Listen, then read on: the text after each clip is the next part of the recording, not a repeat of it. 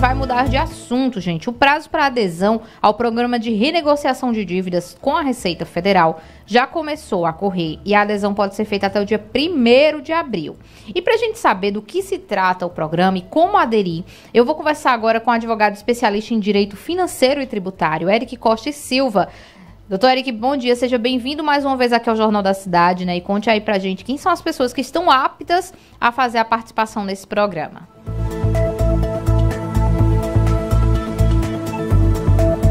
Doutor Eric, o senhor nos escuta? Oi, Laís, bom dia, você tá me ouvindo bem? Agora sim, perfeitamente. Bom dia, Laís, é um prazer falar com vocês, seus ouvintes, mais uma vez. E vamos mais uma vez dar essas dicas aí de como se regularizar nessa questão tributária. O que está acontecendo agora é o que a Fazenda Nacional, a Receita Federal, o Leão, está chamando de programa de autorregulação. É a possibilidade dos contribuintes que têm qualquer débito junto à Receita Federal poderem pagar com descontos e de forma parcelada.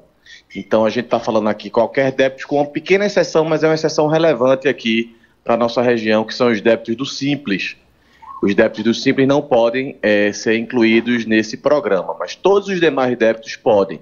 E qual é a grande vantagem? A grande vantagem é que há uma redução expressiva nos juros e nas multas, que sempre são muito altas, e o débito pode ser parcelado aí em até 48 vezes, mas para isso o contribuinte precisa pagar uma parcela inicial, pagar uma parte expressiva também, por volta de metade do débito, 50% do débito. Então esse é o programa atual que vai até 1º de abril.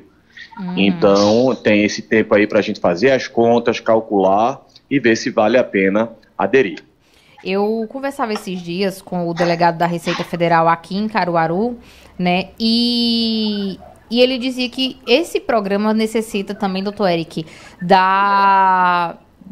do reconhecimento do empresário, da pessoa que é responsável pelas finanças, de que ele não estava pagando seus impostos, não é isso?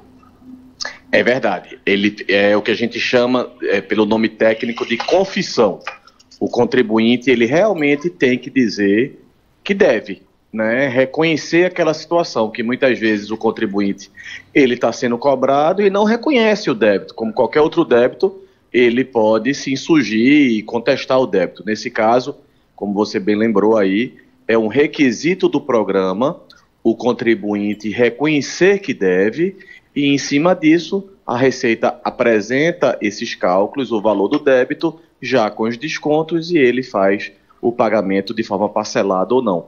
Uma coisa importante e interessante é que toda essa transação, toda essa adesão, é feita pela internet, pelo site da Receita Federal, que o próprio contribuinte pode acessar na sua conta. Hoje todo contribuinte tem uma conta junto à Receita Federal, que é o que a gente chama aqui do ICAC, a Central de Atendimento ao Contribuinte Eletrônica, o ECAC. Então tudo isso hoje é feito de forma informatizada, mas muito autoexplicativo, muito fácil, muito amigável, essa adesão pela internet pelo contribuinte, isso não vai ter dúvida nenhuma. Tem algum teto, assim, é um valor até tanto que pode ser renegociado? Não, pelo contrário, valores altos, o único teto, o único limitador que tem, que são dívidas até o final de novembro, que surgiram até o final de novembro do ano passado. Então, dívidas mais recentes ficam fora desse programa.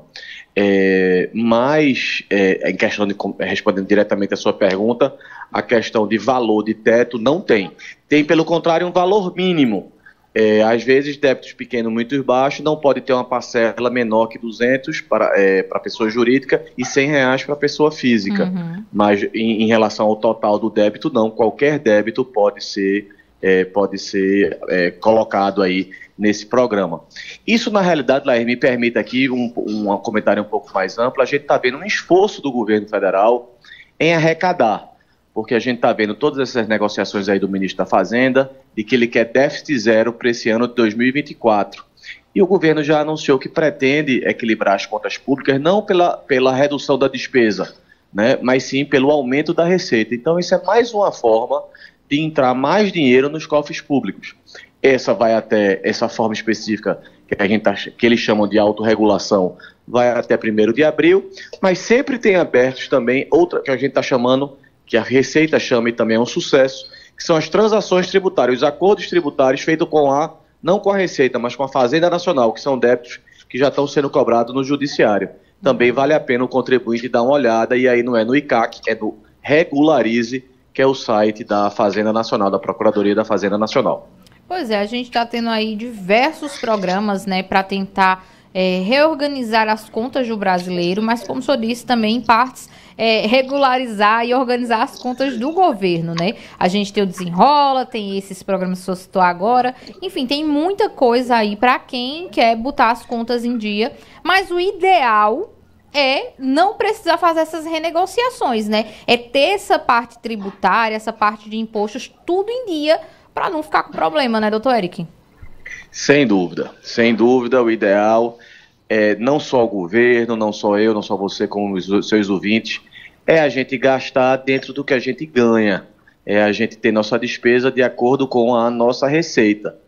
Mas, infelizmente, o governo nunca fez isso. Na história dos 200 anos do Brasil, talvez só 5 anos ou menos do que isso ele arrumou as contas e, infelizmente, o brasileiro, e aí a gente sabe a dificuldade do dia a dia, o brasileiro está extremamente endividado, seja com a Receita Federal, com a Receita Estadual, com os bancos, que foi a dica que você deu aí anteriormente com o programa Desenrola, e infelizmente a gente vive aí andando nessa linha, nessa corda bamba em relação à dívida. Então vamos aproveitar essas oportunidades que estão sendo dadas como esse programa de autorregulação que a gente está falando aqui hoje.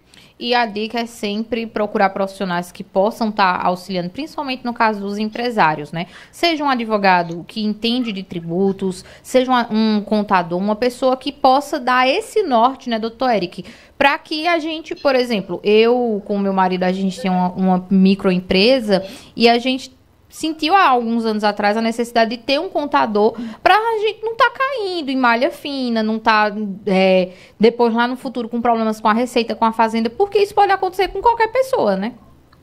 Exatamente, é super importante a figura do contador. O contador é uma profissão essencial dessa parte tributária, né? Não só os valores dos tributos são altos, mas a burocracia, o que em contabilidade e em direito tributário se chama de obrigações acessórias, é uma burocracia muito alta, que infelizmente só um contador gabaritado tem condição de acompanhar mensalmente. Então, para todos os passos de uma pessoa jurídica, de uma empresa, e até mesmo de algumas pessoas físicas, é necessária a figura do contador.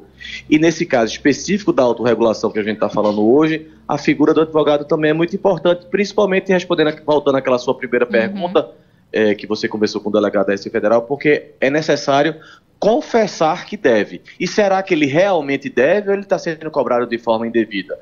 Para responder essa pergunta, e cada caso concreto é um caso diferente, é importante sim conversar com um advogado, ou um contador, os dois juntos talvez, para chegar a esse diagnóstico com mais precisão, porque todo o dinheiro faz falta no final do mês, né, Laís? Com certeza, principalmente nos tempos de hoje que está tudo muito caro.